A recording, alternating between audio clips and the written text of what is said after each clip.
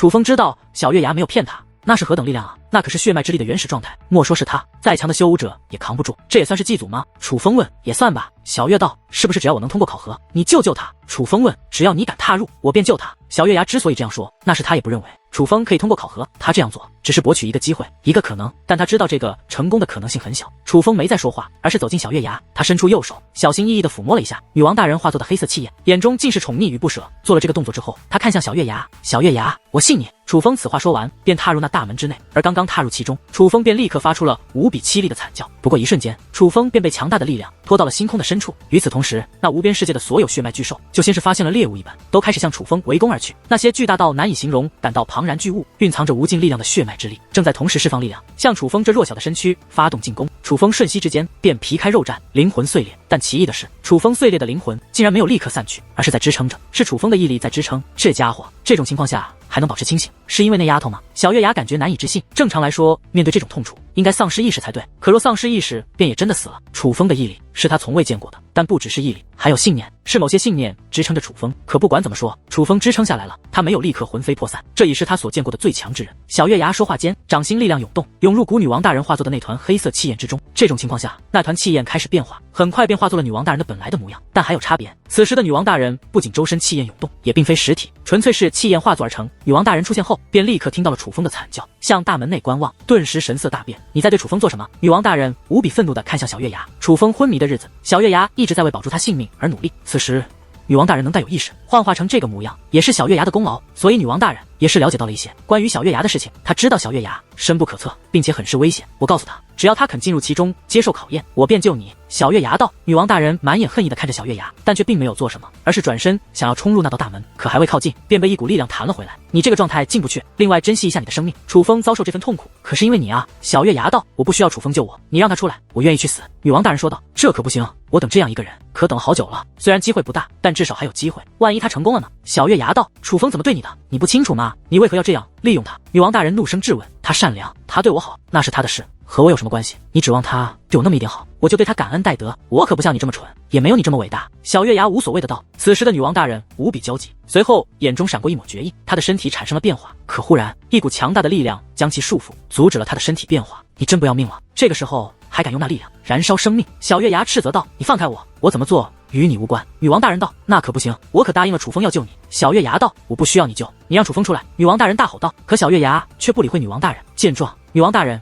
只得看向楚风，不停地大喊。楚风，你快出来，本女王不需要你救。你是傻子吗？女王大人声嘶力竭地大喊着，可是楚风仿佛根本听不到一样。这也正常，楚风肉身早就碎裂，灵魂也是碎裂状态，他在承受的痛苦绝对是世人难以想象的。楚风可能早就没了意识，完全是凭借毅力与信念在支撑着。此时女王大人焦急万分，旋即看向小月牙，她的眼中依旧怒火升腾，可在她的压制下，那怒火竟硬生生地压制了下去。在女王大人的脸上第一次浮现出了卑微。我求你了，我这辈子从来没主动跪过人，我求你放了楚风。话罢，女王大人便要对着小月牙下跪，为救楚风，她不惜下跪求情。可她还未跪下，一只手便将她搀扶了起来。是小月牙，你脑子有病吗？你有没有跪过人？关我什么事？话罢，小月牙指向楚风。我现在需要的是他，我需要他通过那考验，是他自己要进去的，我没逼他，他死在里面与我无关，与我无关，你懂吗？不仅是他，就算是你死了也与我无关，这都是你们自愿的，是你们自愿的。小月牙说这话的时候，声音有些变了，就像是在为自己狡辩。之所以会这样，是因为他意识到楚风大限已至，那世界内的血脉之力太强了，那根本就是无法通过的考验。哪怕他已经明明对楚风考验过，考验过楚风的胆量，考验过楚风的毅力，考验过楚风的天赋，可哪怕明明都通过了考验，在那世界之中，楚风还是无法支撑。那可是上万道血脉之力，真正的血脉之力，在那个世界内，他们不受限制，可以发挥出真正的力量。那种力量，一介凡人怎么可能承受得住？而实际上，楚风的确大限将至，他感觉自己的生命已经走到尽头。他经历过无数次生死时刻，但从未感受自己距离死亡如此之近。其实女王大人的呼唤，他听到了，只是他没有力气回答。蛋蛋，你一定要活下去啊！楚风只能在内心不停地说着这句话，他也没有任何办法。他面对的根本就是无法承受的力量，而他也终究撑不下去了。可在楚风意识渐渐散去之际，忽然一道浑厚有力的声音于楚风耳中响起：小鬼，你需要帮忙吗？听到这个声音，楚风即将散去的意识与生命竟再度凝聚。这个声音他曾听到过无数次，可这是他第一次听到对方与他讲话。他知道这是什么，所以他变得无比激动，用尽全身力气大声喊道：前辈，请助我一臂之力。话罢，楚风体内绽放出耀眼的光芒，下一刻，围绕着楚风的数万只血脉巨兽立刻退散。只见一只无比巨大的庞然大物自楚风体内奔腾而出，将楚风那弱小的身躯护在当中。看到这一幕，小月牙都张大了嘴巴。那是一只红色的雷霆巨兽，它之凶悍，在场万道血脉巨兽无一可比。这是第二种可能，血脉释放，以血战血，以脉战脉。只是怎么只有一道？不是天雷血脉，应有9只雷霆巨兽，只有1只雷霆巨兽，这远远不行啊！那可是万道血脉之力，万只血脉巨兽。但很快，小月牙却是摇了摇头，虽然释放血脉，这是他从未想到的可能，但只是一只雷霆巨兽，本就不是完整的天级血脉，又怎能对抗上万道完整的血脉？而实际上，那些血脉巨兽虽然退散，但却仍是跃跃欲试。他们宛如大军，将楚风与那红色雷霆巨兽团团包围，呲牙咧嘴间，刺耳的咆哮响彻整个星空，是在相互沟通，准备一举将雷霆巨兽灭掉。这一刻，整个星空之内涌现出了毁灭性的力量，哪怕明知道那星空内的力量无法溢出，可小月牙却还是拉着女王大人连连倒退。他害怕，因为他知道那是他遥不可及的力量，哪怕只要渗透出来一点点，都足以将他以及这整个世界毁掉。不仅是这个世界，而是这整片星域，甚至大片天河都要遭殃。那些血脉巨兽开始认真了，这与折磨楚风完全不同。折磨楚风只是小打小闹，是极其微弱的力量，而现在整片星空都在颤动，他们要施展出真正的本领。可面对那上万只即将施展全力的血脉巨兽，一阵嘲笑却随之响起。尔等杂碎，也敢于本尊逞面前威风？雷霆巨兽仰天大笑，随后眼中杀意流露。下一刻，雷霆肆虐，紧接着那红色的雷霆充斥整片星空。不过一瞬之间，那充斥星空的红色雷霆又消失不见。只是这一刻，小月牙却也是惊讶地张大了嘴巴，他的脸上涌现出了无比震惊之色。此时，那无边星空之内便只剩下了2道身影，一个是楚风，另一个便是那只巨大无比的雷霆巨兽。只是瞬息之间，他便以一己之力灭掉了万道血脉之力。此时，小月牙宛如石化般愣在原地，大口大口地喘着粗气。那星空内被灭的虽是万道血脉，可身在局外的他也是遭到了极度惊吓。可猛然间，雷霆巨兽转头看向了小月牙，而小月牙双腿一软，便直接瘫坐在了地上。那种压迫感让他感觉无法呼吸。他早知血脉亦有强弱之分，可从未见过如此强大的血脉之力，连听都没听过。他终于明白，为何只有一只雷霆巨兽现身了。一只雷霆巨兽已是足矣，又何须9只全部出面？这位大人，我也有是有苦衷的。小月牙赶忙开口，声音瑟瑟发抖。可那雷霆巨兽则是没有回应，这使得小月牙不知该如何是好，但颤抖的身躯则是越来越浓。女王大人看着这一幕，虽表面风平浪静，可内心也不由感慨，这便是人外有人，天外有天。小月牙于现在的他和楚风而言是非常强的存在，可在那雷霆巨兽展现出其毁天灭地的力量后，小月牙却被吓成了这个样子。他明知道那力量只会在那世界内展现，根本无法伤到他，哪怕对方想也无可奈何。可他还是怕，不是他胆小，而是对方的压迫感太强，让人不得不怕。不过实际上，雷霆巨兽根本没心思搭理小月牙，此时他正在与楚风交谈，准确来说是楚风在与雷霆巨兽进行交谈。前辈，您怎么不早点现身？我的女王大人差点死了。楚风倒不是责怪雷霆巨兽，只是他在这世界内，他刚刚是亲身感受到了雷霆巨兽所展现的力量的，那是真正的毁灭性的力量，是可以毁灭无数星辰、数到天河的力量，是真正的所向披靡，真正的无敌。这种力量自然有能力救女王大人。你这小鬼，被爱情冲昏了头脑，脑子怎么不灵光了？这是特殊空间，本尊力量可以发挥，离开这里，本尊需要载体，载体不行，如何发挥？雷霆巨兽道：您说的载体是我吗？楚风问：不是你还能是谁？本尊不是他娘的寄宿在你体内吗？雷霆巨兽不耐烦的道。楚风一阵无语，只是发句牢骚而已，结果自己反倒是被对方骂了。再者说了，你体内那守护阵法完全可以保你，是那小丫头心急，要怪也是怪那丫头太喜欢你。雷霆巨兽道。楚风听到这里，只感觉阵阵心痛。是啊，他都告诉女王大人体内有守护阵法了，可是女王大人还是选择拼命，他必然是害怕楚风没有守护阵法，是害怕楚风死，但楚风还是压制悲伤的情绪，这是自己的血脉，第一次与自己沟通，楚风可不想错过这次机会。前辈，不管怎么说，您总选肯与晚辈说话了，这么多年了呀，晚辈等得好苦啊。楚风有些委屈，你委屈个屁，多少人活了几万年，直到死去都没机会与自己血脉沟通，你才活了几个年头？雷霆巨兽骂道。楚风一时语塞，因为对方说的好像在理，本尊能否现身，还不是看你自己，你若实力不足，本尊想帮你也帮不了。记住，武者是载体，若是你自身不够强大，血脉再强也无法帮忙。这就是为何同样的血脉，有的人能在半神境开启3重血脉之力，但有的人只能开启1重。他们悟性不足是一方面，对血脉的掌控才是主要的。若是没有足够的掌控力，血脉给予的力量又过多，只会自取灭亡。其实正常来说，现在你的修为还不是本尊与你见面的时候，但是你这小鬼天赋的确还行，对专精之道的掌握，使得你对血脉的掌控力大大增强。你能在半神境如此轻松地开启雷霆羽翼，便已是证明。但你现在修为着实太弱，就算掌控力足够，身体强度也不够。本尊这个时候与你见面也是有一定风险的。雷霆巨兽道：前辈，晚辈无惧风险，您既然现身了，给晚辈点好处吧，能不能给晚辈足够的武力，让晚辈修为增进？楚风道：别做梦了，修炼自然要靠你自己，不然武者还修炼做什么？出生之后直接躺在家里，等着体内血脉帮他提升不就得了？雷霆巨兽此话一出，楚风被对得哑口无言，因为对方说的实在是有理。小鬼，本尊的力量你见识过了，但本尊的力量能发挥多少，还是要靠你。你是载体，你自身越强，本尊能赋予你的力量则越强。本尊与你其实是合作关系，本尊既然选你，必然有本尊的道理。本尊可以将力量给你，但也要看你有没有这个本事接得住。你若自身不强，本尊再多力量你也用不了。若强行给你，你只会爆体而亡。通俗一点说，就是走火入魔，懂吗？雷霆巨兽道：晚辈懂，只是前辈您好不能容易现身，总归要给点帮助啊，指点指点晚辈也好啊。楚风知道雷霆巨兽有多强，他很早以前就见识过，也知道自己现在的确无法驾驭那力量，所以他知道雷霆巨兽说的句句在理。可对方好不容易露面，若只是解决了那些血脉之力就罢手，楚风总觉得自己亏了。可以给你指点：第一，你体内的守护阵法触发条件太过苛刻，但这其实是武力阵法，你可以尝试用武力进行感受与掌控。若你能掌控这阵法，以后无需他自己触发，你可以自行掌控，也就不用再发生那个小丫头为救你而选择牺牲自己的悲剧。另外，天雷九重斩那本是一个没有开放完整的手段，本身就是禁忌之法，是燃烧血脉的手段。曾有天赋不错但身体较弱之人，成功掌握了天雷九重斩的第二斩，可在其使出第二斩的时候，便当场死亡。雷霆巨兽话到此处，楚风则是不由问道：等等前辈，您是说他练成之后第一次施展，结果就死了？楚风问：对，就是第一次施展就死了。你想一想，你用了几次，并且还是一重二重连用，你小子要不是意志够强，身体也够硬，也早死了。结果你这小鬼不停的用，你这小鬼损害的不仅是你自己，损害也是我们，知道吗？除非你有本事改良，否则以后不可再用。但这东西本就是禁忌之法，很多人尝试改良都失败了，是不可能完成的东西，它就不该被创造出来。所以你也没必要在他身上浪费时间。这样吧，本尊将本尊的手段给你，不过能否领悟则看你自己。但本尊提醒你，你只有一次机会，没有十足把5标尝试融合，若是失败，你将失去本尊的力量，本尊再不会为你所用。若失去了本尊的力量，你的血脉将不再完整，你的掌控力就算再强，可战力也将大打折扣。另外，修武之道讲求的是循序渐进，你也不要指望本尊的手段多么逆天，莫要抱以太大的期望，就当做是一本寻常武技即可。话罢，那整个星空开始颤动，红色的雷霆巨兽便化作一道红色雷霆，进入了楚风体内。而这一刻，楚风的肉身也是恢复完整，他完好无损，仿佛从未受过伤。紧接着，那星空世界剧烈摇晃起来，无数裂痕遍布那无边世界。刹那间，轰鸣震荡，那星空世界竟迸碎开来，那大门也是随之迸碎。见此一幕，女王大人整个人都绷紧，脸颊之上更是涌现出无尽的担忧。可紧接着，楚风的身影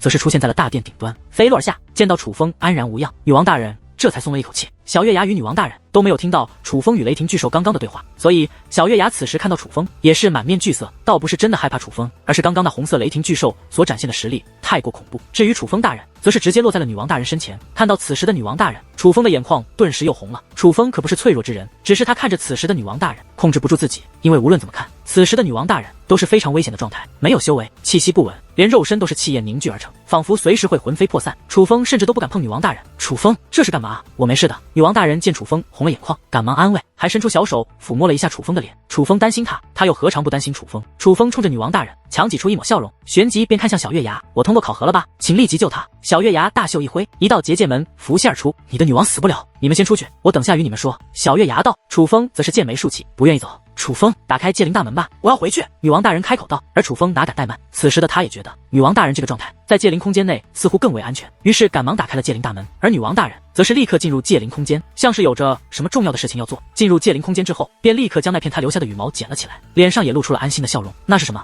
此时的楚风才注意到，原来有一片羽毛在界灵空间。不告诉你。女王大人笑了笑，旋即道：楚风先出去吧。见女王大人开口，楚风看了一眼小月牙，这走入了结界门。而穿过结界门，他们则是来到了一片丛林之中。这丛林美轮美奂，可楚风却无心欣赏。楚风，你那雷霆巨兽是怎么回事？为什么只有一只出来？是认可了你，还是怎么回事？女王大人好奇的道。蛋，你等一下。此时楚风才反应过来，赶忙将意识投射到自己丹田之中，这才方发现丹田内有了变化。9只雷霆巨兽，另外8只没有任何变化，它们依旧宛如世界主宰，游荡在这无边的丹田世界之内，霸道且悠闲。但那道红色的雷霆则是变了，它不再是纯粹的雷霆巨兽，它的体积未变，仍巨大无比，且雷霆闪烁，但其形态则是有了些许变化。在它的体内有着一道雷霆凝聚而成的竹简，只是红色雷霆将那竹简包裹封锁。楚风看不透那竹简上写的是什么。楚风察觉到，若是想要打开，就需要赌上自己的未来。可楚风不敢这样做，他仍记得那雷霆巨兽所说的话。楚风只有一次机会，若是不能把握，这只雷霆巨兽将再也不会为楚风所用，除非有一定的把握，否则楚风是真的不敢与其沟通。前辈，真的只有一次机会吗？楚风尝试与那雷霆巨兽进行交流，可那雷霆巨兽除了形态发生变化，就好像与之前没有任何区别，对于楚风的话完全没有回应。诸位前辈，我知道我的战力优于他人，虽与我自身努力分不开，但更多的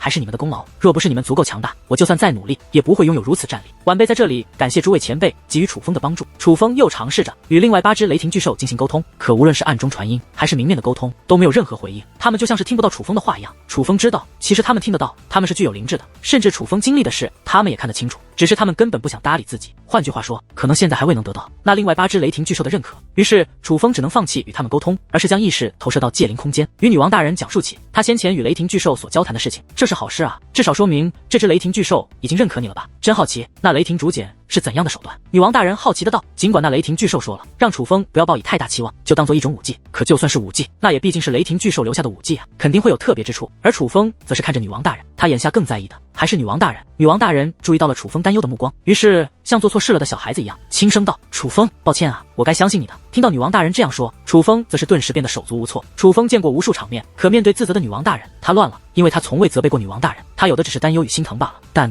千万别说这种话，你没错，是我的错，是我太弱了，如果我可以强一点，就可以保护你。我向你保证，总有一天，没有任何人可以再伤害你。楚风道。听闻此话，女王大人的脸上露出一抹笑容。我信啊，一直都信，但你不要自责，不然我也会自责的。听闻此话，楚风只能勉强点点头。好，我不自责。但这话说得轻松，他怎么可能不自责？女王大人可是差一点就因为他而死掉了呀。此时，那座大殿内，小月牙跪在祖相面前，他激动万分，面露狂喜。大人，真的吗？我真的可以带领族人离开此地了。小月牙仍是感觉难以置信，打从他记事起，便一直生活在此地。虽然在古界首领等人心中，他是先祖之一，可实际上他知道，他并不是。古界的传承经历了无数岁月，具体多久他也不知道，他只知道他不过是远古之后这个时代初期的一个人物罢了。对于古界当今族人而言，他的确是先祖之一，但他在古界漫长的岁月长河之中，也只是一个实打实的后辈罢了。据他所知，曾有无数先辈曾尝试带领古界之人离开，但都失败了，因为那考核太难了，几乎无人可以通过。今日他竟成功了，他感觉如梦如幻。此时，祖相之内传来了古老的声音：“可以离开了，你们一族犯下的罪孽一笔勾销，这是你们一族的祖地，带领你的族人去那里重新开始你们的生活吧。”话落，一张古老的地图飘向小月牙。多谢大人。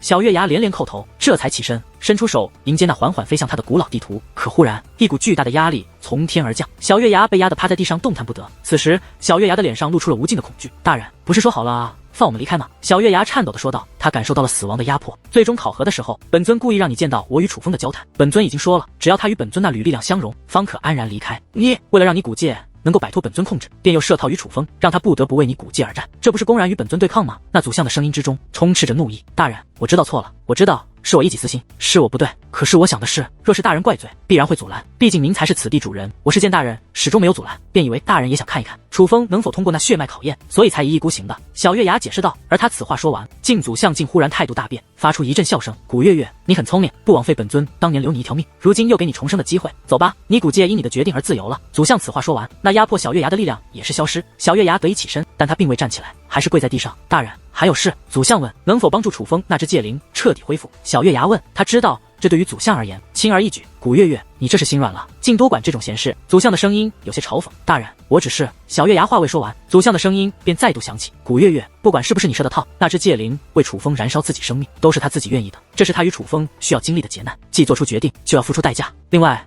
我奉劝你一句，那地图是有时间限制的，你若想回到祖地，就尽快动身吧。祖相说道。听到这里，小月牙也明白了祖相的意思，于是再度叩了3个响头，这才起身。大人，那我古族便告辞了。话罢，小月牙便打开结界门，离开了此地。而小月牙再度出现之时，则是来到了楚风所在的森林。小月牙现身之后，先是小手一挥，一道昏迷的身影落在了楚风身旁，乃是白云清。白云清虽是昏迷状态，可却是身体状况很好，他的伤也已经痊愈了。将白云清丢出后，小月牙又小手一挥，一道结界门便开启了。紧接着，其手掌摊开，2颗半神级圣殿珠飘向了楚风。带着他走吧。小月牙对楚风道。什么意思？楚风问。你又是什么意思？我说过你救你的女王，我可没说过帮你将她治好。楚风，他本来该死的，若不是我出手，你就再也见不到他。若不是我出手，你现在也无法与他交谈。我告诉你，我不擅长结界之术，我能将他保住他的命，让他恢复到这种地步，是因为我用了不少宝物，那可都是无价之宝。我对你，对他，已是仁至义尽。小月牙道。你本可以早点救他，你需要我帮忙，完全可以直接对我说的。楚风对小月牙道。楚风什么没经历过，又岂会不知道小月牙是故意的，就是要利用女王大人来逼迫楚风进入那星空世界，对抗血脉之力。是，我是故意的，我也从来没说过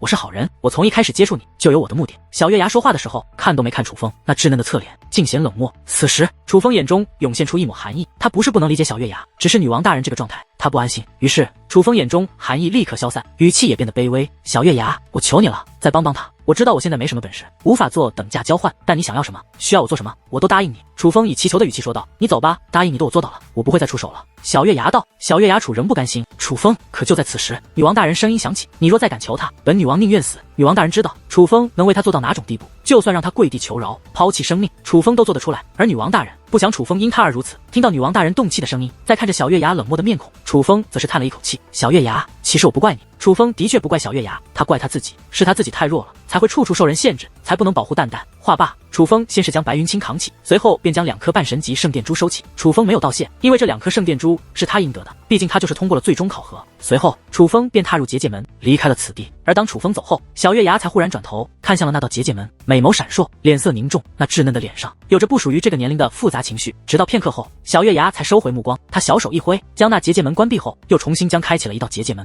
踏入这道结界门，他再度出现之时，古界所有人族人都在此等候着，拜见先祖。见到小月牙出现，古界众人同时施以大礼。古界众人听令，从今日起，我们将离开此地，我将带你们去寻找我们的祖地。小月牙说话间，小手一挥，一道巨大的结界门便浮现于天际之上。看着那道链接外面的结界门，古界所有人都变得激动起来。这么多年来，古界的位置一直变幻莫测，但他们却始终无法离开古界的范围，而他们知道这道门可以让他们彻底摆脱此地。先祖大人，那祖像呢？古界首领问。记住，那不是我们的先祖，他是我们的神，神的事无需我们操心。话落，小月牙便御空而起，飞向了那道结界门。见状，古界全族族人也是紧随其后，纷纷飞出了这片世代生存的土地。此时楚风虽离开了古界，但他还在这个世界，就在之前踏入古界的地方，但原本人满为患的这里，如今却一个人影都看不到。对此，楚风也不意外，必然是见到清月神殿的阵仗，大家都吓跑了。只是楚风没想到，连苍穹仙宗也溜得这么快。楚风布置一道阵法，落在白云清的身上，白云清很快苏醒。楚风大哥，大哥，你没事了？你怎么恢复得这么好啊？我们该不会死了吧？但这里怎么这么眼熟啊？白云清醒来，立刻观望四周。他当日昏迷之后，虽然被古界医治，可却始终是昏迷状态，所以他的记忆还停留在清月神殿占领古界的时候。我们没死，活得好好的呢。楚风对白云清大概讲述了古界的事情，但也只是讲述了。小月牙乃古界强者，清月神殿被其所灭，并没有说小月牙利用他去进入空间世界的事情。我擦，那个小月牙那么厉害啊，他不是一个小屁孩吗？不过那清月神殿真是活该。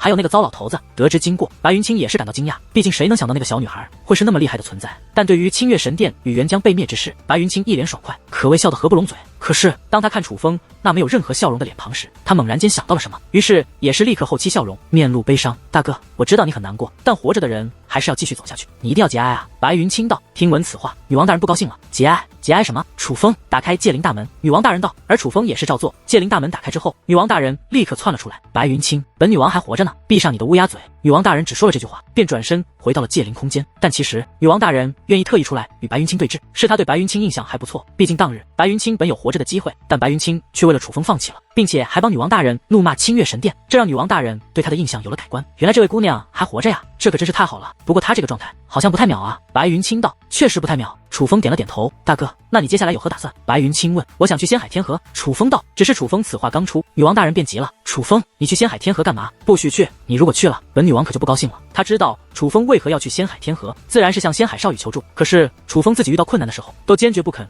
去找仙海少羽帮忙，坚持自己解决。现在却改变了想法。女王大人当然知道是因为他，可女王大人不想这样。但楚风还想劝解，因为他实在担心女王大人，否则刚刚也不会对小月牙说求情的话。女王大人这个样子，他实在不安，生怕女王大人稍有不慎就与他阴阳两隔了，所以他想抓住任何能够为女王大人恢复的机会。可女王大人却坚定地说道：别说了，绝对不许去。面对这样的女王大人，楚风一时间也是有些不知该如何是好。大哥，你去仙海天河干嘛？是那里有可以帮助那位界灵姑娘恢复的办法吗？白云清问。他倒也是聪明之人，看出楚风重情重义，因此推断楚风接下来的行程必然是帮助女王大人进行治疗。是，楚风也不可置否。那你要找的是谁呢？可有十足把握？白云清问。倒是没有把握。楚风摇了摇头。虽然楚风已然知道仙海少羽的身份，可是女王大人的伤势很重，他身为界灵师，能够感受得到这情况很难医治。而仙海鱼族虽然强大，可毕竟并不擅长结界之术，况且仙海少羽是否在仙海鱼族他都不知道，就算跑过去很有可能是跑个空。楚风确实没有太大把握。若是没有太大把握，我倒是有一个主意。白云清道。白兄，你有什么主意？楚风赶忙问道。我师尊不仅是图腾天河最强界灵师，他的结界之术在整个浩瀚修武界也是有着一席之地，就连七界圣府都曾向我师尊抛出橄榄枝。大哥，七界圣府那里面是一群老古董，他们虽然是由诸多强大界灵师组成的，但却也是分为多个派系，他们如今非常排外，尤其是在七界圣府一统七界天河之后，他们更愿意把资源留给自己人。从很久以前开始，想要加入七界圣府就是一件很难的事，而能够得到七界圣府邀请的，那必然是名震浩瀚修武界的人物。所以我师尊的结界之术绝非浪得虚名，而是真的非常厉害，并且是全能类型，攻防结界、治疗之法他都擅长。白云清道。那你师尊会帮我吗？楚风问。我师尊确实很少帮忙，但我是谁啊？我可是他的弟子，由我开口，你怕什么？白云清道。那边有劳白兄了。听闻此话，楚风也是感觉见到了希望，毕竟图腾龙族克钦大长老绝对不是等闲之辈。随后他们二人立刻启程，前往了白云清师尊如今所在的地方。虽说白云清的师尊贵为图腾龙族克钦大长老，可除非有要紧事情，否则他大多时候也都不在图腾龙族之中。一番赶路之后，白云清带着楚风来到了图腾天河的一座凡界之中。这座凡界内有着一座神秘的山庄，连统治这里座凡界的霸主都不知道是何人掌管此地，只知是神秘高人，他们不敢得罪。而这个神秘高人其实就是白云清的师尊。太史心中来到山庄之外，楚风便能看到一重结界，将那山庄封锁得严严实实。那结界非常厉害，哪怕楚风也是看不透里面的情况。由此可以推断，白云清的师尊的确名不虚传。楚风大哥，你先在这里等我，我去与我师尊打声招呼，再来引你进去。白云清来到这里之后，整个人明显变得谨慎起来。由此可以看出，白云清是一个尊师重道之人，而他的师尊对他的要求应该也很高。你去吧，我在这里等你消息。楚风道。而白云清立刻进入山庄，可刚进入山庄，一道身影便落在了白云清的身前。那是一个白发老头，这个老头瞎了一只眼睛，脸上更是布满伤痕，虽然穿着不普通，但却给人一颇强的压迫感。外面的是谁？独眼老者冷冷问道。拜见师叔。看见这位独眼老者，白云清赶忙施礼，旋即指着外面的楚风介绍道：那是楚风，师叔你应该知道他吧？前些日子的最强武尊得主便是他。这独眼老者看了一眼楚风，但也只是看了一眼，从他的眼神能够看出，楚风那最强武尊的名头在他眼中并不算什么。你将他带来有何事？独眼老者问。师叔，我此次前往古界发生了不少事，多亏了是他救了我。白云清解释道。直接说是。独眼老者有些不耐烦，他似乎根本不在意白云清经历了什么，哪怕遭遇了危险他也不在意。而对独眼老者这如此冷漠的态度，白云清似乎也早就习以为常了。师叔，他的戒灵负伤了，伤很重，我想请师尊帮忙医治。白云清道。你师尊有重要的事情做，没有时间搭理这些事情，况且一只戒灵而已，死了就死了，医治什么？独眼老者道。师叔，那只戒灵对于楚风而言非同一般。师叔，那您帮忙看看可以吗？他来的之前我都打了包票，说师尊一定会帮忙了。白云清道。你师尊不是告诉过你不要多管闲事吗？这么多年白教你了。独眼老者面露怒容，可白云清却扑通一声跪在了地上。师叔，云清谨记师尊与师叔的教诲，可楚风真的不同，我欠他一次救命之恩，师叔求您了，您帮忙看看吧。白云清道。白云清说的是实话，这么多年来他第一次带着外人来到见他的师尊，也可以说是第一次求他这个师叔帮忙。看着这样的白云清，独眼老者忽然想到了什么，语气也是变得柔和了不少。云清，时间快到了，你做好准备了吗？听闻此话，白云清身体下意识的一抖，脸上也是露出一抹恐惧，但还是道：师叔。云清时刻记得，也时刻准备着。那便好。见白云清这样说，独眼老者满意的点了点头，旋即向外走去。随我来吧。话罢，独眼老者便走出山庄，来到了楚风面前。楚风，给你介绍一下，这位是我师叔，他也是一位真龙界灵师，实力很强的。师叔，这位便是楚风了。白云清赶忙上前介绍。楚风小友，看看你的戒灵。独眼老者道。见状，楚风也是将戒灵大门打开，让女王大人走了出来。只是看着此时的女王大人，独眼老者却是眉头皱起。你这戒灵是用禁忌手段燃烧了生命吧？独眼老者问。回前辈。是。楚风道。那小友的诉求是什么？你只是想让他保命，还是想进一步的恢复？独眼老者问。晚辈想让他彻底恢复，且是没有任何后遗症那种。楚风道。只是听闻此话，独眼老者却是笑着摇了摇头。你既是云清好友，我便不兜圈子了。你这戒灵能以这个状态存活，已是奇迹，想要恢复几乎不可能。莫说是老夫，云清师尊也做不到，除非去七界圣府，也许还有希望，但需要付出的代价也是不可想象。七界圣府不可能帮你这个忙。独眼老者此话一出，几乎就给女王大人判了死刑。师叔，没有别的办法了吗？白云清问。太难了，这不是结界之术的问题，因为他的命已经丢了，能活着真的是奇迹。若想让他恢复，需要极为厉害的宝物做支撑，并且要对症的宝物才行。我想起来了，有一件宝物，也许真的能够缓解他的情况。独眼老者忽然道。前辈，是什么宝物？楚风赶忙问。是一件罕见宝物，对戒灵有着极强的治愈效果，你去看了就知道那宝物蕴藏着怎样的力量。但我需要提醒你2件事：一，此宝物需要唤醒才能使用，但唤醒它很难，这么多年来无数戒灵师尝试过，七界圣府的戒灵师尝试过，就连我的师兄也就是云清师尊也尝试过，但都无法唤醒。正因无法唤醒，此物事到如今也是少人在关注，毕竟无法唤醒的话，就算蕴藏再强力量，可无法使用，也是摆设。另外，你这戒灵的伤势太重，我说了，它能以这种形态存活已是奇迹，若要恢复本来状态，堪比登天，几乎不可能的事情。哪怕是那宝物蕴藏着那般力量，也只能缓解伤势，想彻底恢复绝不可能。独眼老者道。听到老者这种令人绝望的话，楚风却并没有受到冲击，甚至面无表情，因为楚风早就知道医治女王大人的难度了，否则他干嘛这么着急？干嘛求小月牙？干嘛想找仙海少羽？前辈，此物我有机会得到吗？楚风问。有，若是你有那个本事，还真能得到。此物就在图腾天河镜灭星域原岸上界的不老峰上，那不老峰由周氏老人掌管，他就将那件宝物放在不老峰顶端，曾放话谁能将那宝物唤醒，谁就可以拿走。那老头挺好说话的，但我给你一句警告，千万别小看他。你若有本事唤醒那宝物，他自会让你拿走；但你若无法唤醒，却想强抢，我劝你死了这份心。独眼老者话到此处，看向楚风，我再提醒你一次，那东西几乎不可能唤醒。你想试试运气，可以去试试，断别抱有期望。你还打算去吗？独眼老者问。去。楚风道：去的话，便将这个收下吧。独眼老者说话间，随手勾勒出一张地图，上面写着不老峰的位置。多谢前辈提醒。楚风接过地图，虽然这独眼老者说了机会渺茫，但楚风好歹看到了希望，他自然是要去的。云清，我们回去吧。独眼老者说话间，便转身直接进入山庄。楚风大哥，你先过去，我有一点事情要做，等我忙完，去不老峰找你。白云清道：白兄，你若有事，便去忙即可，不用担心我自己可以处理好。楚风不想再麻烦白云清，我没啥事，很快就会处理好，你在不老峰等我吧。不用多了，等我10日之内，我一定赶到。我若没到，便不用等了。白云清道：云清。而此时，山庄内传来了独眼老者的呼唤：大哥，就这么说定了。白云清也不等楚风回答，便直接进入了山庄之内。见状，楚风也不知说什么好，不是不想等白云清，而是他急着为女王大人疗伤。若是此行白跑一趟，楚风应该不会停留，而是立即离开。而当白云清进入山庄，那位独眼老者就在门口内等着白云清。见到这位师叔，白云清直接道：师叔，多谢了，准备一下，进行淬炼吧。独眼老者催促道：师叔，不用淬炼，直接开始吧。白云清道：不用淬炼。独眼老者目露诧异：师叔，我赶时间，咱们这次快一点。白云清道：云清，别怪我没提醒你，不事先进行淬体，这可是很痛苦的，你未必承受得住。独眼老者道：云清知道，但我可以承受得住。白云清说道：就因为那小子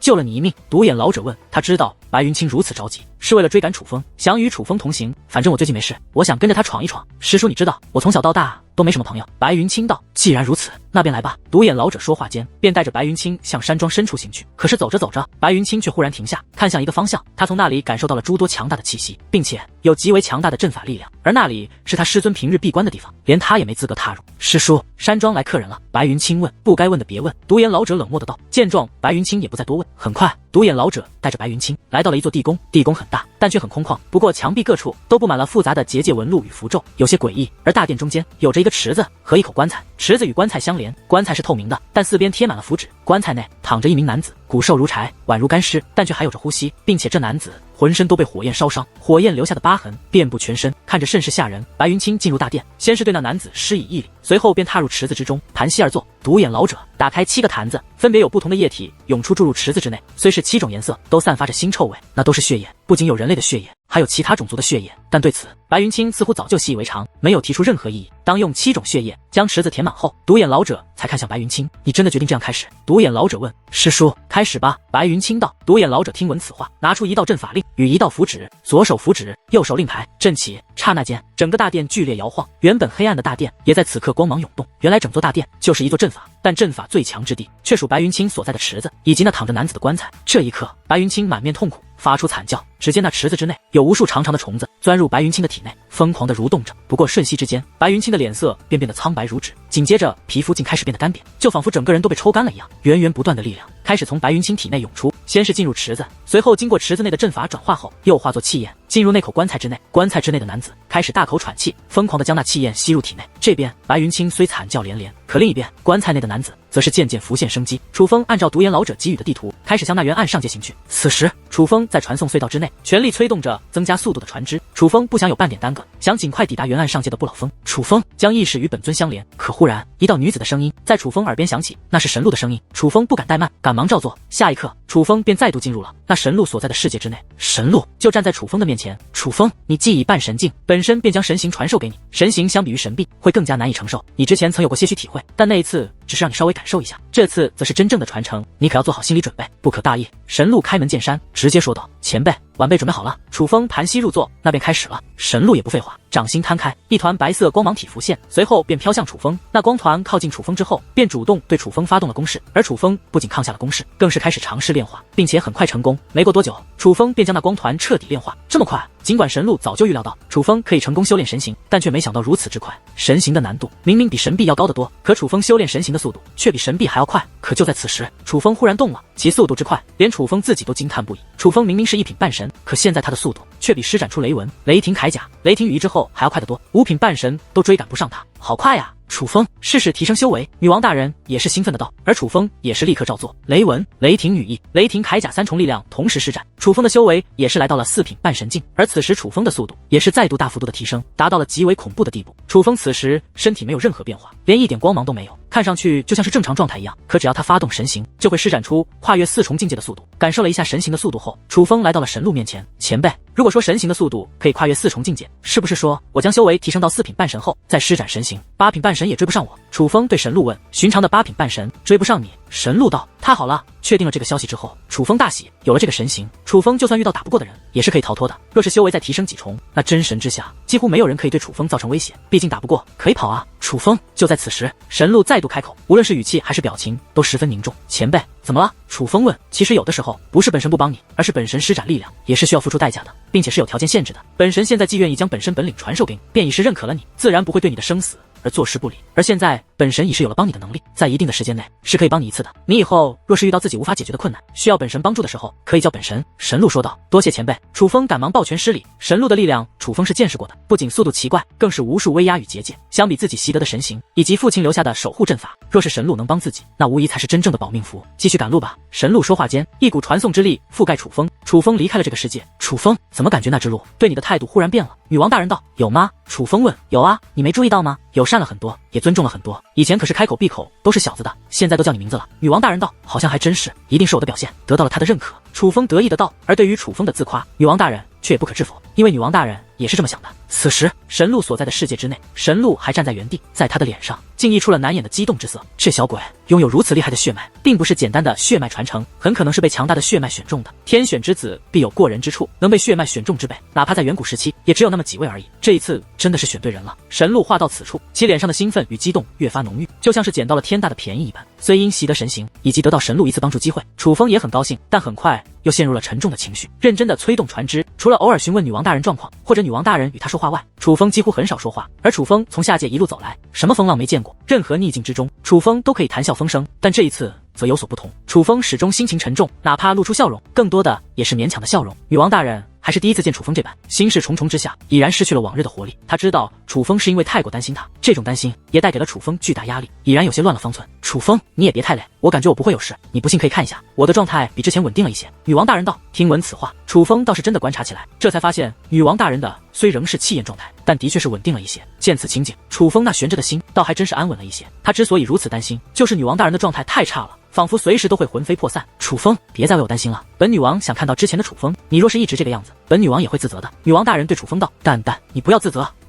是我不好，我会调整的。楚风听到女王大人这样说，才意识到自己最近这紧绷的状态，无形之间也是给女王大人带来了压力。对了，淡淡，按照白云清所说，你当日爆发出的力量，连清月店主他们都不是你的对手，你是如何做到的？为了缓解淡淡的压力，楚风则是问出了自己好奇，但却一直没有问的事情。因为我厉害啊。女王大人笑嘻嘻的道。不想说吗？楚风问。女王大人虽然厉害，可也不应该释放出那么强大力量才对，毕竟境界相差太多了。看看我这脸。女王大人指向自己的额头，尽管是气焰状态，可是隐约间还是能够看到女王大人的额头处有着一道印记。你忘记了本女王得到了神魂吗？女王大人道。淡淡，难道你是掌握了那神魂的力量？楚风问。踏入半神境之后，领悟了一点点关于神魂的力量，但是我修为太弱，无法进行掌控，而在没有掌控其力量，却强行催动的情况下，便注定要付出很大的代价。所以我没有与你说这件事，就是怕你担心我会乱来。女王大人说道。神魂为何物？楚风是知晓的，所以凭借神魂施展出如此力量，楚风倒也意外了。难怪你后面在古界会说你罩着我。楚风恍然大悟，当时只是觉得女王大人是随口说说，那时可没想到女王大人真的已经拥有了可以保护楚风的力量。但如果楚风知道的话，也一定会阻止，毕竟使用那力量的代价可是付出生命。可惜本女王还是高估了自己，神魂太强，而我太弱，根本无法承受那力量，导致还没来得及把那些家伙杀死，我自己就撑不住了。真是越想越气，若真的就那样死了，可真是太憋屈了。不过还好有小月牙，说起来，若不是小月牙，你真的就见不到我了。所以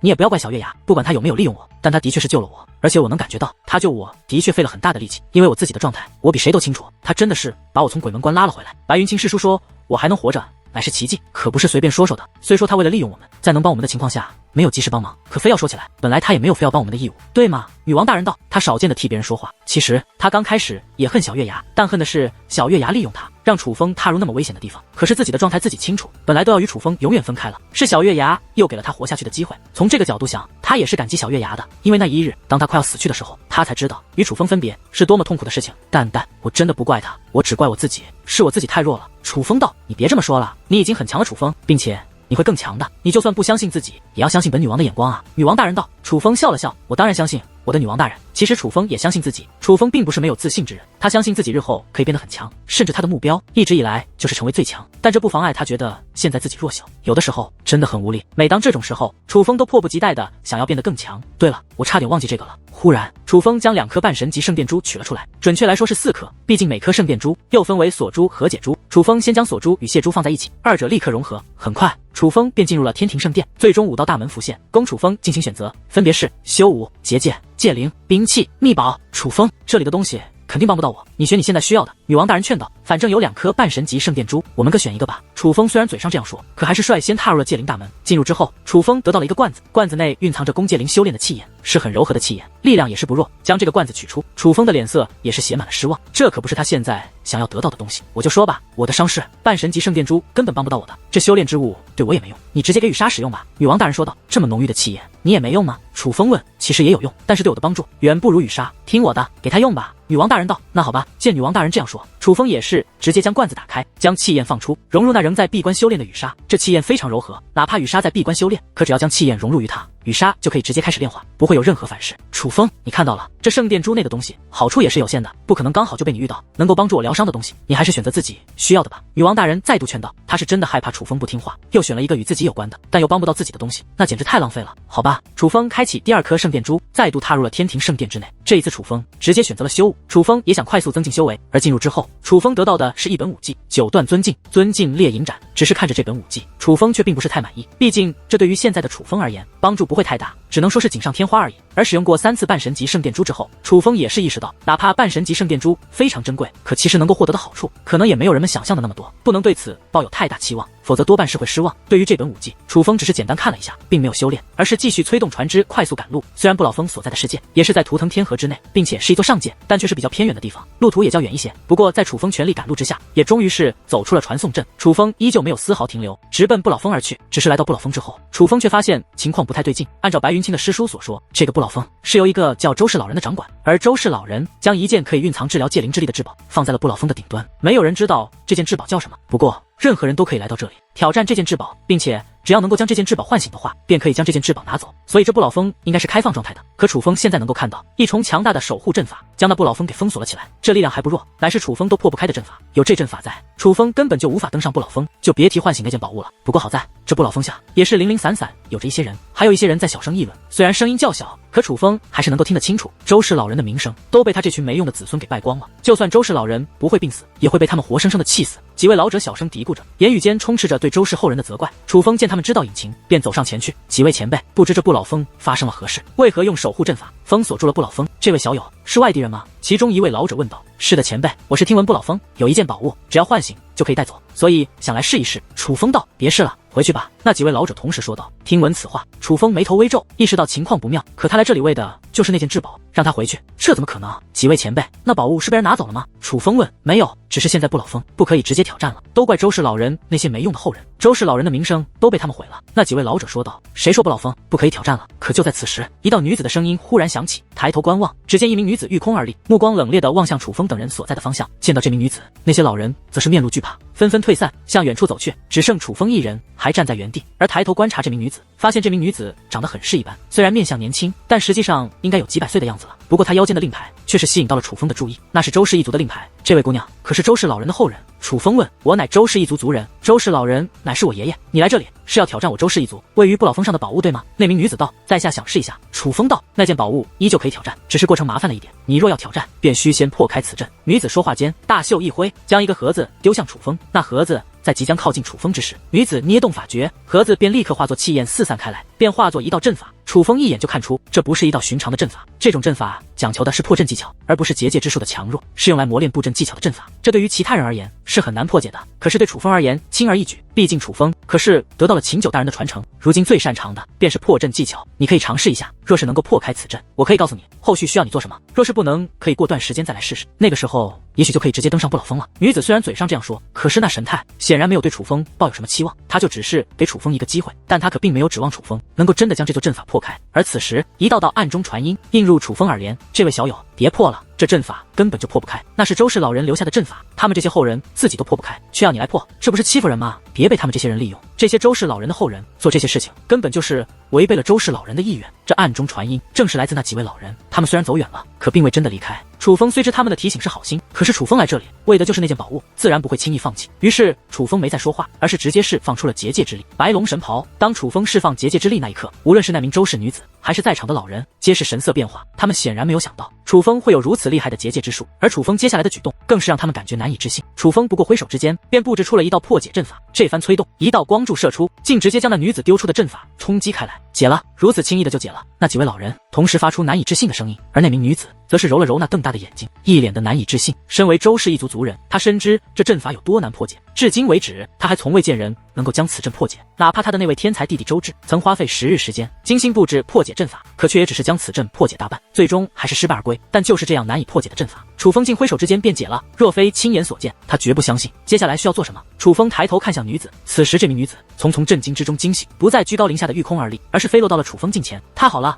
有救了！我们周家有救了！他如同看到了救命稻草，一把抓住了楚风的胳膊。公子，我叫周怡，乃是当今周氏一族族长的三女儿，不知公子该如何称呼？叫做周怡的女子问。楚风如实道：楚风公子，请随我来。周怡说话间，便将楚风请到不老峰下的一座宫殿之内。公子是为了唤醒那件宝物而来，对吗？周怡问。是。姑娘，我要如何才能登上不老峰？有什么条件？你直说便是。楚风不想拐弯抹角，也不想耽搁时间，说起来确实有些难以启齿。不过楚风公子，你只要肯帮这个忙，无论成功与否，我都会劝说我父亲，让他打开守护阵法，让你去唤醒那件宝物。周怡道。那这个忙我要怎么帮？楚风问。听楚风这样问，这周怡仍是面露犹豫，但是最终他还是为楚风讲述起了事情的经过。原来他的爷爷周氏老人早就病重了，并且是很严重，恐怕已是时日无多，现在已经处于昏迷状态，所以如今周氏一族族长之位乃是周怡的父亲在担任，而周怡还有一个哥哥、一个姐姐以及一个弟弟。他的大哥因为一场意外死了，他的二姐叫做周双，弟弟叫做周志。这周志的年龄比周怡小上许多，如今与楚风一样，还是一个小辈。周志结界之术天赋极好，年仅97岁便已成为白龙神袍。要知道，周怡以及周志的父亲如今也只是灰龙神袍而已，但却已是周氏一族除了周氏老人之外实力最强之人，不然也不会坐上周氏族长之位。所以周志在周氏一族所有族人眼中，那都是光宗耀祖的存在，是未来的希望。就连周氏老人对他也是非常看好，甚至直接跨过了周氏族长，把自己的传家宝传给了自己这位小孙子周志。而周氏族长对自己这个天才儿子更是可以用溺爱来形容，几乎所有人都知道周氏一族未来的族长之位一定是这个周志的。不过这周志天赋虽好，却有一个坏习惯，那就是喜欢赌，仗着自己结界之术厉害，到处用结界之术与人赌博，并且沉溺其中。他的确很少输，甚至几乎没有输过。可是就在前些日子，他们这个上界突然来了一伙人，这伙人很是神秘，没人知道他们具体的来历，只知道这伙人的实力深不可测。其中一个人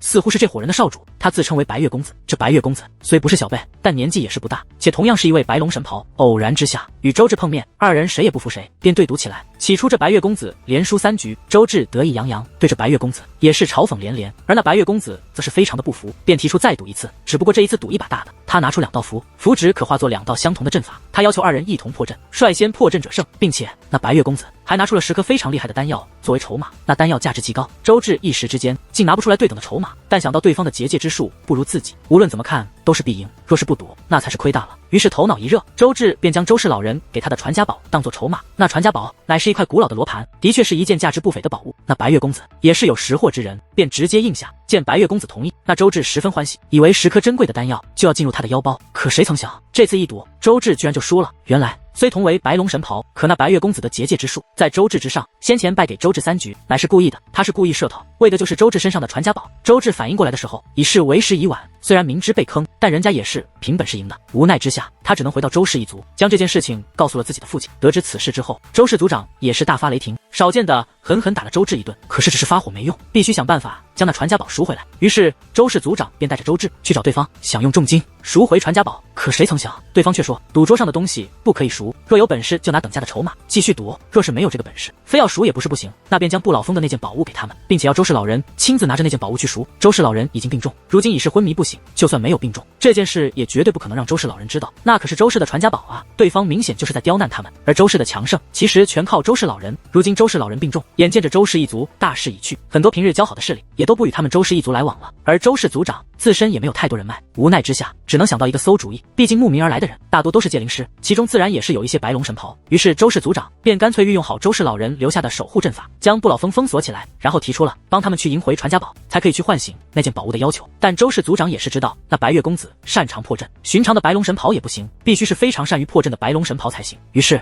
周氏族长便用周氏老人用来修炼他们族人的阵法进行筛选，想着若是有人能够破开那道阵法，多半也是有机会胜过白月公子。只是奈何如今慕名而来的人也是越来越少，就算来的人刚好是白龙神袍，却也根本无法破开那座阵法。可是白月公子却是给予了时间限制的，若是时间之内没有去找他，他便不会将传家宝还回来。眼看着时间将至，无奈之下，周氏族长便只能花钱请来了一位有着一些名气的白龙神袍，代表他周氏去与那白月公子搏一搏。为了壮声势，不仅呼朋唤友，更是几乎把周氏一族的所有族人都带走了，除了照顾周氏老人的人外，便只留下周仪镇守不老峰。所以你的意思是要我去帮你们周家赢回传家宝，然后才可以打开守护阵法，去唤醒那件宝物？楚风问。楚风公子，我知道我周家这样做很过分，是违背了我爷爷的意愿，但我父亲也是有苦衷的。楚风公子，你只要愿意帮我周氏一族这一次，无论能否成功，我都会劝说我父亲打开这守护阵法，让你去唤醒那件宝物。周仪自知理亏，说话的语气都是请求的语气。那你可知你父亲与你弟弟他们现在前往的地方是何处？楚风问道。我知道。周仪道，把地点画出来给我。楚风道。随后周仪也是赶忙照做，而楚风看了一眼地图，便看向周仪。周仪姑娘，方便同行吗？我可以同行。周仪点头。他此话刚刚说完，便已然离开宫殿，开始御空而起，并且前行的速度非常之快，是楚风在带着他御空而行，那速度实在太快，周仪根本没都看不清周围的景物。于是他看向楚风，这才发现楚风的修为已然达到了4品半神的地步，并且周身雷霆萦绕，连续施展出了3重天级血脉的血脉之力。雷纹和雷霆铠甲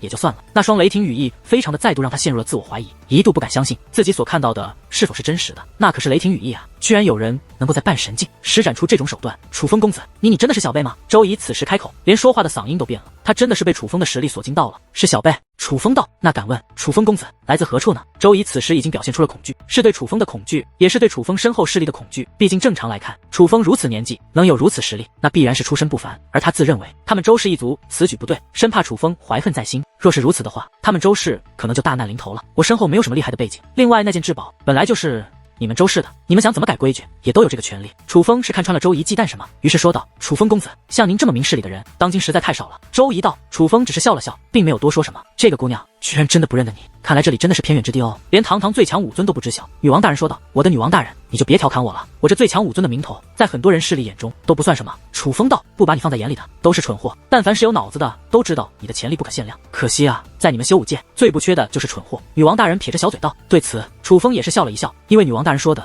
的确非常在理。而经过一番赶路，楚风很快便看到了一队人马在原地休整，仔细一看，那正是周氏的人马。于是楚风将修为恢复到1品半神后，便带着周仪飞落而下。周仪没有任何停留，直接带着楚风进入了一辆战车之中，而这里正是其父亲周氏族长所在休息的地方。不过眼下在这个战车之内还有2个人，一个与楚风一样也是一个小辈，正是那个将周氏传家宝输掉的罪魁祸首周芷，而另外一个女子打扮妖娆，面容也是较好，可楚风一眼就看出这名女子的年龄比周仪还要大上几百岁，并且她原本的面容与周仪一样并不出众，现在这美丽的容颜是自己通过结界之术伪装的，而并非是原装。你怎么来了？不是叫你留在不老峰吗？他又是谁？周氏族长他们聚在这里，显然是在商谈着什么事情，并且脸上那焦急的情绪，便知道他们商谈的事情有些糟糕。本就恼火的时候，看到周仪来了，并且还是带着外人来的，其父亲脸上的脸上已是露出了些许怒容。父亲，这位公子叫做楚风，他可以代替我们周氏一族出战，赢回传家宝。周仪开门见山，直接说道。他只是对于周仪此话，周仪父亲却是面露怀疑，这位小友还只是一个小辈吧？周仪父亲问。是，楚风公子的却还是一个小辈。可是周仪本想解释，可是他话还没有说完，那名改变过面容的女子便开口了。三妹，你胡闹什么？父亲不是告诉你在家里看着了吗？你还跑过来干嘛？很显然，这名女子便应该是周仪的二姐周双了。二姐，这名楚风公子结界之术很是出色，他可以代替我周氏一族出战。周仪说道。代表我周氏一族出战。三妹，你应该知道我是花费了多大力气才叫刘大师请过来的，你就别添乱了，可以吗？周双很是不悦地说道。二姐，据我所知，刘大师无法破开爷爷布置的那道阵法吧？周仪问。确实无法破开，可那又如何？难道现在有更好的选择吗？周双问。这位公子破开了那道阵法。周仪指着楚风说道。什么？听闻此话，周仪父亲以及周双都是不由一愣，下意识的便看向楚风。可就在此时，一声讽刺的笑声响起，乃是周芷。二姐，你说什么胡话？爷爷留下的那道阵法连我都破不开，你觉得他能够破得开？周志讽刺地看了楚风一眼，在他眼中，同辈界灵师几乎很少有人实力能够在他之上。你很厉害吗？你若很厉害，为何会输掉你周氏一族的传家宝？就在此时，楚风开口了，他看着周志，如同看待弱智，而楚风这样的眼神让周志极为不爽。你什么意思？我周志需要你来斥责吗？你算什么东西？周志指着楚风怒吼开来。我奉劝你一句，我现在心情很不好，你最好别对我出手，不然我谁的面子也不给。楚风说道。好狂啊你！二姐，你从哪找来了这么一个蠢货？周志大怒，可突然一个耳光落在了他的脸上，乃是周氏族长。若不是你，会有这么个烂摊子吗？你还好意思说话？给我闭嘴！周氏族长对周志怒斥道，而周志明显也是有些惧怕其父亲，虽然很是不爽，但却也没有再说话，而是恶狠狠地瞪了楚风一眼。这位公子，你真的破开了那道阵法？周氏族长问。是，楚风说道。那你的结界之术是何境界？周氏族长又问。白龙神袍，楚风说道。可他此话说完，便传来了两道讽刺的笑声，分别是来自那周双以及周志。他们自然不相信楚风会是白龙神袍，就连周氏族长也是面露质疑。而楚风没有再说话，而是直接掌心摊开，释放出了一缕结界之力，那正是白龙神袍的结界之力。这缕结界之力释放而出后，在场之中除了楚风与周仪，皆是脸色大变，就连那自负的周志也不例外。一个年纪比周志还小的白龙神袍，这绝对是天才，毋庸置疑了。楚风少侠小小年纪竟已是白龙神袍，不知师出何门。此时周氏族长整个人的嘴脸都发生了极大的变化，从先前的质疑变成了满脸的恭维。修武界就是如此现实，想要得到尊重，就是要有足够的实力。可还不待楚风回答，周仪便开口了。父亲，楚风公子不愿透露他的来历。周仪道。无碍无碍。周氏族长笑了笑，旋即对楚风问，不知楚风公子需要什么样的报酬？我是为了不老峰那件宝物而来，我替你们周家出战，之后你打开守护阵法，让我去唤醒那件宝物即可。楚风道。就只是如此？周氏族长问。只是如此。楚风道。好，楚风少侠，就由你带我周家出战，无论胜负如何，我都会打开守护阵法，让你开启尝试去唤醒那件宝物。周氏族长说道。父亲，那位刘大师已经在回来的路上了。见状，周双则是赶忙开口。可听闻此话，周氏族长却是面露不悦。你找的那位刘大师全然不将我周家放在眼里，他都9000岁了，才白龙神袍，其天赋可想而知，如何与这位楚风公子相比？若不是对方要求，只能是白龙神袍出战，我们也不会低三下气的找他帮忙。可是他却一而再再而三的刁难我周家，他的确是你找来的，我们应当以礼相待。可他给你面子了吗？周氏族长问道。周双也是不知如何回答，因为刚刚他们所商量的事情就是关于那刘大师的。那刘大师本来与他们同行，可是半路突然提出增加报酬，周氏族长不愿意，那刘大师便以有事为由离开了，说让他们在这里等他，他片刻后就回来。可现在已经超过了等候的时间，那刘大师还没有回来，他们都明白那刘大师就是故意刁难他们。周双自知理亏，也不敢顶撞其父亲，只能将那充满怨念的眼神看向周仪，他觉得是周仪坏了他的计划。好了，此事就这么决定。随后，周氏族长便拉着楚风以及周仪走了出去。诸位，我宣布一件事，因刘大师有事在身，不能为我周氏一族出战。好在这位楚风公子及时赶到，而楚风公子年纪轻轻已是白龙神袍，所以我宣布将由诸位楚风公子替我周氏一族出战。周氏族长当众宣布道。他是白龙神袍，他好像还是一个小辈吧？听闻此话，在场众人也是纷纷打量起楚风。楚风这名字怎么这么耳熟？看着也有些眼熟，但却有一个黄头发的老者打量着楚风，若有所思。周氏族长，你这是何意？可突然，一道身穿戒灵长袍的老头飞掠而来，这位正是那位刘大师。原来他并没有走远，就藏在附近，故意让周氏族长着急。本来觉得时间差不多了，就想要现身，可谁曾想周氏族长竟然直接换人了，这让他十分不满。刘大师，原来你没走啊？没什么意思，就如您所见。周氏族长也是阴阳怪气，看你这意思，就是非要换人不可了。刘大师问。是。周氏族长道。听闻此话，刘大师将目光投向周双。周双，我来这里是看你面子，你周氏一族现在是什么意思？你给我个说法。刘大师，我周双不知如何回答。倒是周氏族长道。刘大师，我们此次周氏一族的赌局至关重要，代表我周氏一族出战，本就是能者居之，能者居之，不就是觉得老夫要的酬劳多吗？一个小辈能与老夫相比？刘大师讽刺一笑，旋即竟将目光看向楚风。小鬼，说吧，你要了多少酬劳？可还不待楚风说话，周仪便抢先道。楚风公子，什么酬劳都不要，不要酬劳。刘大师笑得更加讽刺，继续对楚风道。小鬼，你真是白龙神袍。他此话的言外之意大家都懂，他怀疑楚风是个骗子，而对于他的质疑，楚风只回了4个字，关你屁事。这让刘大师神色一僵，他没有想到他眼中的一个骗子而已，竟敢当众对他说出这种话。狂妄小辈，敢在老夫面前撒野，老夫就让你知道什么才是真正的白龙神袍。刘大师说话间直接释放出结界之力，可那结界之力刚刚释放而出，便被更强的力量拦下。是周氏族长出手了。刘大师再敢乱来，别怪我不给你面子。周氏族长道。周氏族长，这个小辈怎么可能是白龙神袍？你莫要被他骗了。刘大师道。见此情形，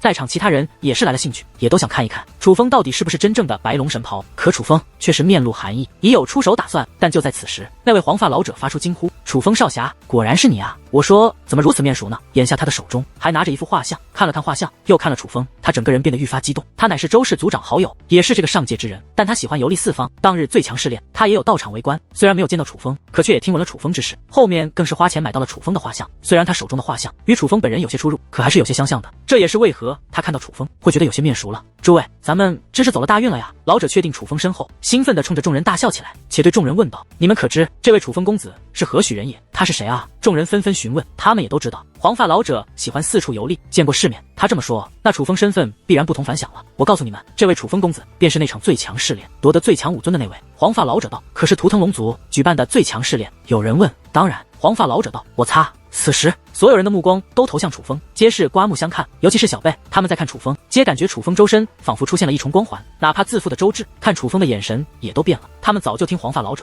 讲述了最强试炼的事，虽然妖僧重生、大战图腾龙族之事才是他们交谈的焦点，但是最强试炼的分量，他们同样清楚。楚风公子，你真的是最强武尊的得主？周氏族长问。若真是如此，那可就更加的非同小可了。是我。楚风道：“天哪，我周氏一族是走了什么大运，竟能得到最强武尊相助？”此时周氏族长也是变得狂喜，在场之中唯一淡定的反倒是周仪了，毕竟他早就见识过楚风的实力，何止是最强武尊，楚风可是能够在半神境施展出3重血脉之力之人。但此事他并未声张，不是不想，而是不敢。别看楚风对他和善，可他是发自内心惧怕楚风的。在他眼中，楚风这种人物，他们根本得罪不起。楚风没有说的事，他也不敢说。楚风大人，是老夫唐突了，您大人有大量，千万不要与老夫一般见识啊！一道充满歉意的声音响起，正是那刘大师。此时他对楚风施以大礼，连头都不敢抬，但那施礼的手臂却在微微颤抖。原本觉得楚风是滥竽充数的小骗子，现在才知道是他惹不起的人物，而楚风根本没有理他。楚风最看不起的就是这种欺软怕硬的东西，本来还想教训一下他，但现在他连让自己出手的资格都没有了。周氏族长，我先休息一下，到了之后再叫我。楚风对周氏族长道：“好。”周氏族长不敢怠慢，赶忙为楚风安排一座单独的战车，用来休息。楚风知道，正常来说，他们必然会为楚风举办欢迎仪式，但楚风现在没心情参加这种活动，所以才主动提出休息。而这些人倒也没有因楚风去休息而减退心中的兴奋情绪，哪怕众人再度启程，可楚风在战车内也能够听到外面的声音。周氏族长好大的面子，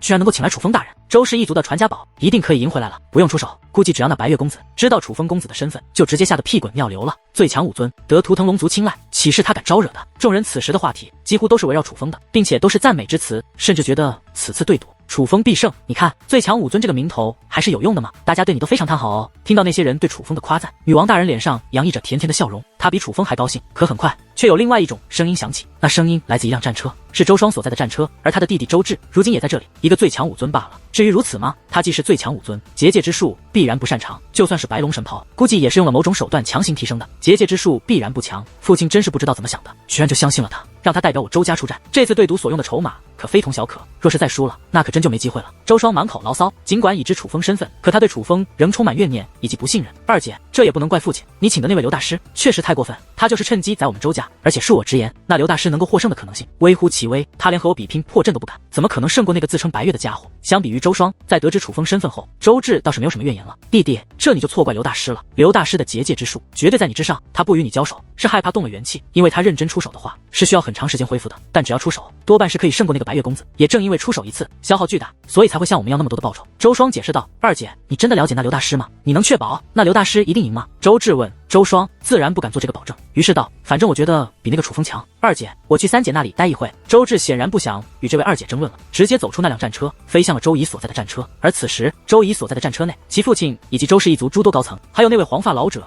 也都在，他们举杯畅饮，都觉得此次多半会赢，而自然而然的也都在夸赞周仪。毕竟若不是周仪，他们也不可能得到楚风这种人物助力。周志赶到之后，也是直接提起酒杯，感谢自己的这位三姐。至于那周双，在独自一番抱怨之后，也是离开了自己的战车，但他并没有前往周氏一族高层所在的战车，他竟然直接飞向了楚风所在的战车，敲响了楚风的房门。楚风公子，休息了吗？周双呼唤道。这个女人怎么来找你了？不会要找你麻烦吧？女王大人道。没事，我去看看。楚风打开房门，只是令他意外的是，刚刚还对他牢骚不断的周双，此时见到楚风，脸上不仅没有半点埋怨，反而尽显温柔。楚风公子，先前忘记自我介绍了，我做周双，是小姨的二姐，先前不知楚风公子身份，若有得罪之处，还请楚风公子见谅。周双此时说话极其温柔，原来他是向楚风道歉的。可是刚刚在战车内与周志说的那些话，楚风可是听得一清二楚，所以知道他有多么虚情假意。我吐了，怎么有这么不要脸的人？让他滚！女王大人骂道。而女王大人都发话了，楚风自然也没给他好脸色，道歉就不必了。但是我提醒你一句，做人还是真诚一点为好，别当面一套背后一套。听闻此话，这周双顿时一愣。楚风公子，我不明白你的意思，不明白。楚风冷然一笑，你那战车虽有隔音结界，但太弱。现在明白了吗？楚风此话说完，便将房门关闭，而那周双则是愣在原地，脸颊涨红无比。原来是刚刚的话都被楚风听到了，这让原本想讨好楚风的他，恨不得找个地缝钻进去。楚风公子，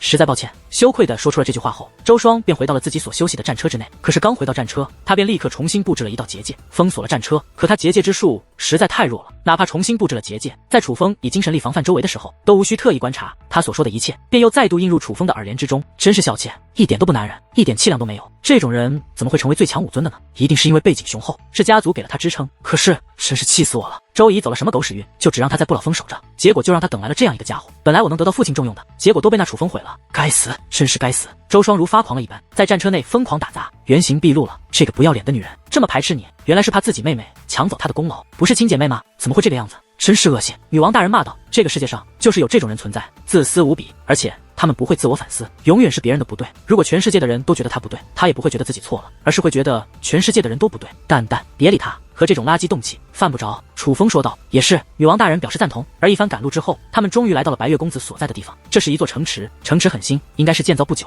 但是城池布置的结界却非常厉害，至少那城池深处的结界是楚风都看不穿的。这是一个非常神秘的势力。来到这个上界没多久，他们具体是何来历，没人清楚，但只知道这个势力深不可测。现在来看，的确如此。这伙人早就知道周氏一族的人会来，所有早就恭候多时了。为首的是一位面容为青年的男子，他坐在座椅之上，戒灵长袍上光芒流转，将他那白龙神袍的实力展现得淋漓尽致。他正是那位白月公子。在白月公子身后，一众手下整齐地站立着，这牌面倒是不差，只是普遍实力倒不是很强，至少在楚风眼中不是很强。但其中一个白发老者却引起了楚风注意，他乍一看很是平凡，可实际上却是深不可测，应该是消息早就传开，所以除了白月公子一伙人外，这里也是早就聚集了不少围观之人，都是这方上界的势力。当看到周氏一族的人马来到之后，这些人也是变得兴奋起来，毕竟他们过来就是看热闹的，若是周氏一族不来，那他们可就白来了。我还以为你们不敢来呢。白月公子道。周氏族长大袖一挥，诸多宝物漂浮在其身前，都是界灵师需要的宝贝，这是此次赌约的筹码，我已经准备好了。我周氏一族的传家宝呢？周氏族长问。在这呢。白月公子说话间，掌心摊开，一道古老的罗盘漂浮而出，那正是周氏一族的传家宝。来吧，让我看看你们找来了什么样的帮手。白月公子说话间，扫视着周氏一族带过来的人马，但却目光轻蔑，一副是胜券在握的模样。而其后的众人也同样是如此，包括那位白发老者，他们从始至终都没有将周氏一族放在眼里。可是当楚风从战车内走出之后，那白发老者的表情却是顿时僵住了，他直接无视了所有人，目光锁定在楚风身上，不停地打量着来者。可是楚风少侠，那白发老者问道。从他的眼神可以看出，他绝对是听闻过楚风的。而还不待楚风回答，周氏族长便说道：看来你还算有些见识。没错，这位正是最强试炼最强武尊得主楚风公子。那位白发老者没有搭理周氏族长，而是对楚风问：楚风公子与周氏一族相识，怎么怕了？我实话告诉你，此次代表我周氏一族与你们家公子对赌的正是楚风公子，你们若是怕了，倒是可以现在认输。周氏族长继续说道。听闻此话，那位老者眉头微皱，显然对于楚风他是有些忌惮的。而看到那老者的反应，周氏一族众人则是内心窃喜，他们要的就是这个反应，若是能不战而胜，那是最好的。可突然一阵大笑响起，乃是那白月公子，有点意思，居然连最强武尊都请来了，倒是小瞧周氏一族了。话到此处，白月公子将目光投向楚风。不过楚风，他们是不是没有告诉你规则？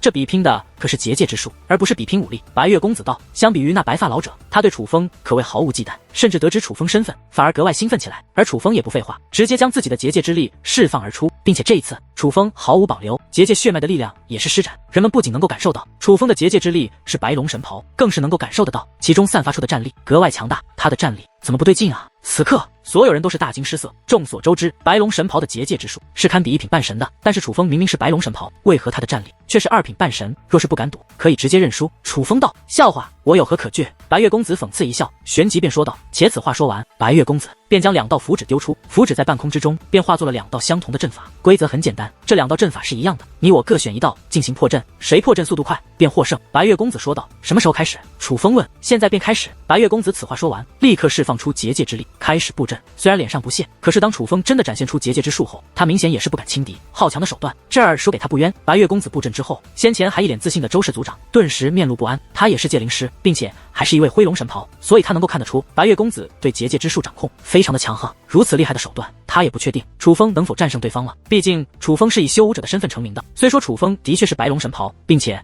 他的结界战力非常逆天，但破阵与战力有的时候其实是不同的方向。楚风公子他怎么还不布阵？可是很快人们便发现，明明已经开始了，但是楚风却迟迟没有布阵，而是一直盯着那座他应当破解的阵法。眼见着白月公子布置的阵法越发完善，再过一些时间就要大功告成。周氏一族众人心都悬了起来，这次赌约约的筹码，他周氏一族可谓将老本都拿了出来。若是输了，他周氏一族将一蹶不振。我早就说这楚风不行，你们偏不信，现在可惨了，我周氏一族的前程要毁在他的手里了。一道暗中传音分别映入周氏族长周仪以及周之耳中，乃是周双。这周双早就看楚风不爽，眼见着楚风即将出糗，他自然要羞辱一番，但却也忌惮楚风，不敢当众羞辱，于是只得暗中传音于自己的家人。其实他知道，就算此战输了，对楚风影响不大，他们周氏一族可不敢对楚风如何。他是想让自己的妹妹周仪难堪，毕竟楚风是周仪带过来的，而周仪的表情的确也是异常的沉重。他知道这场赌约关系重大，他周氏一族的确输不起，尤其是感受到白月公子那强大的阵法后，他对楚风也是没有了绝对的信心。可突然，楚风出手了，磅礴的结界之力释放而出，在其掌控下迅速凝聚成阵法。楚风布阵速度极快，不过挥手之间便布置出了一座阵法。完了，这阵法就布置完了。看着楚风随手布置的阵法，人们感到茫然，他们都是界灵士，能够看得出来，楚风那阵法已是完整状态。可是楚风要破的阵法那般复杂，难道楚风真的要用随手布置的阵法来破解吗？就在众人猜测纷纷之际，楚风已是催动破解阵法，阵法力量直奔白月公子丢出的阵法冲击而去。下一刻，所有人目瞪口呆，白月公子丢出那道阵法，在楚风那阵法力量面前，竟然不堪一击，瞬息之间便被摧毁。此阵解了，我擦，这也太厉害了吧！此时，就连那向来自负的周芷都是瞪大了眼睛，而白月公子更是整个人呆住了。他的破阵之法都还没有布完，可楚风却已经成功破阵，毋庸置疑，这场赌局他输了，并且输得彻底。